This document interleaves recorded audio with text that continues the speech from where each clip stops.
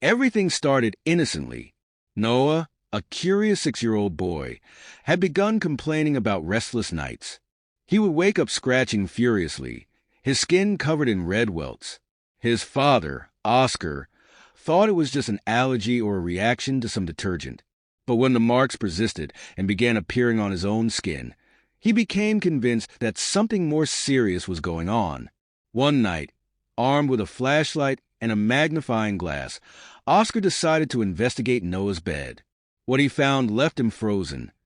Tiny reddish bugs scurrying quickly between the sheets. "Bedbugs!" he muttered in disgust, feeling a chill run down his spine. Hilly, his wife, watched worriedly from the doorway while Noah slept on the couch in the living room. "This can't be," she said, crossing her arms. "We need to call an exterminator." The next morning, Oscar hired a pest control expert, a serious and professional man named Ricardo. When Ricardo arrived, he inspected the bed with a special flashlight and magnifying glass. His neutral expression shifted to something more grave. He turned pale and murmured something unintelligible. Then, without looking the parents in the eyes, he said in a trembling voice, These aren't ordinary bedbugs. You need to leave this room immediately." Oscar, feeling a mix of anger and fear, demanded an explanation, but Ricardo only insisted they evacuate the house. "Evacuate the house? This is absurd," Oscar shouted, but the expert was already calling his team. While waiting for the team to arrive, Oscar and Hilly tried to stay calm. Noah, frightened by the commotion, curled up next to his mother. "Dad, what's going on?" he asked in a trembling voice.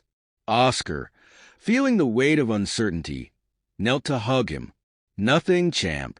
Everything's going to be fine," he said, though he wasn't sure he believed it. The team arrived quickly, men in white suits and advanced equipment that seemed more suited for a quarantine zone than a quiet neighborhood. They moved with military precision, cordoning off Noah's room and taking samples of the insects. Oscar tried to overhear their conversation, but could only catch fragments. Mutation, toxins, risk of contagion.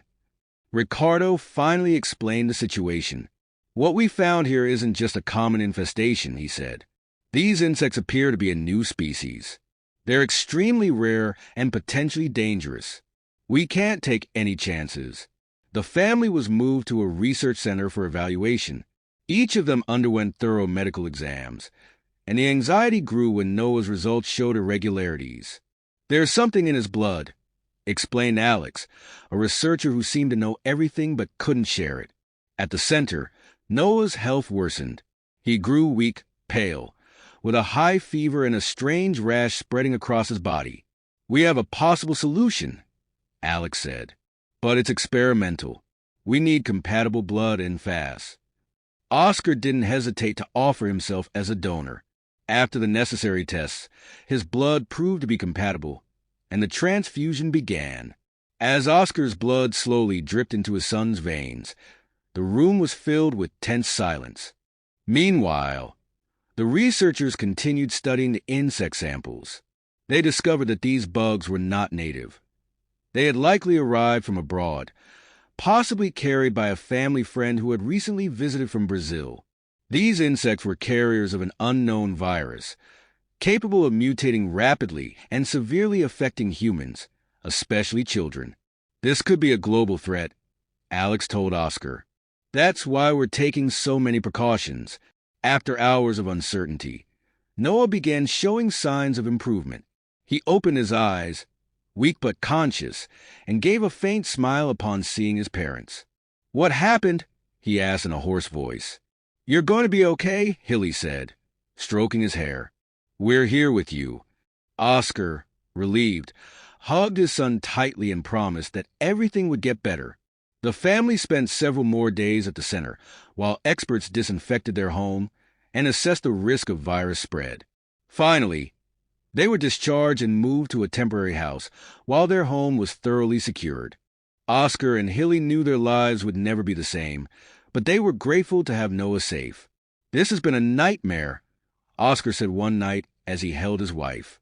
But the important thing is that we're together. From that moment on, the family remained vigilant, learning to cherish every moment and never taking the simple things in life for granted.